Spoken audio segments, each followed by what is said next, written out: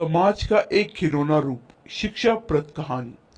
आज ऑफिस से घर लौटते समय रास्ते में एक जगह भीड़ दिखी तो मैं रुक गया और देखने चला गया कि क्या चल रहा है। मैं अक्सर कहता रहता हूँ कि सड़क पर कहीं भीड़ या एक्सीडेंट दिख जाए तो एक बार रुककर जानकारी जरूर ले। हो सकता है कोई जान पहचान वाला मुसीबत में हो। थोड़ा आगे जाकर देखा तो एक बाइकर कार से छोटा सा एक्सीडेंट हो गया था, जिसमें कार को बस थोड़ी सी खरोच ही आई थी। कार वाले तीन लोग बाइक वाले को मारने पर तुले हुए थे, जो दिखने में तो अमीर घराने के लग रहे थे, लेकिन हरकतों से बिल्कुल जाहिल। और उनका गुस्सा तो सातवें आसमान पर था। जिस बाइक वाले को वे मार रहे थे, उसके साथ दो छोटे बच्चे भी थे, जो रोते हुए कांपती आवाज में कह रहे थे, हमारे पापा को मत मारो, हमारे पापा को मत मारो। बीच में कुछ लोग थे जो लड़ाई रोकने की कोशिश कर रहे थे, लेकिन बावजूद इसके उन तीन लोगों में से कोई ना कोई आगे बढ़कर उस आदमी को मारने में सफल हो ही जाता। मुझे तो उन कार वालों का कुछ समझ में नहीं आ रहा था कि उन्हें ऐसा कौन सा गुस्सा था जो खत्म होने का नाम ही नहीं ले रहा था। जबकि कार का ज्यादा नुकसान नहीं हुआ था, थोड़ी सी खरोच ही आई थी। मामले को बातों से भी सुलझाया जा सकता था, इसमें लड़ने झगड़ने जैसी कोई बात नहीं थी।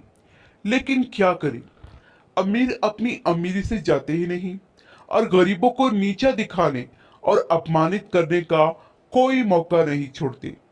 अमीर होते हुए भी वे लोग कितने जाहिल नजर आ रहे थे, जिनको इतनी भी तमीज नहीं थी कि अगर बाप गलत हो तो भी उसके बच्चों के सामने उसे नहीं मारना चाहिए।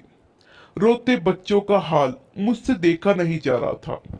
खैर, भीड़ में से कुछ लोग झगड़ा तोड़ने में सफल हो गए और कार वालों को समझा बुझाकर कुछ पैसे दिलवाकर मामले को ठंडा कर दिया।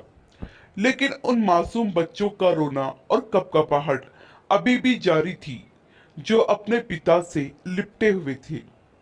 हम ये कैसे समाज का हिस्सा है जिसमें न तमीज है न एहसास है कि बच्चों की नजरों में उनके पिता का क्या मान होता है।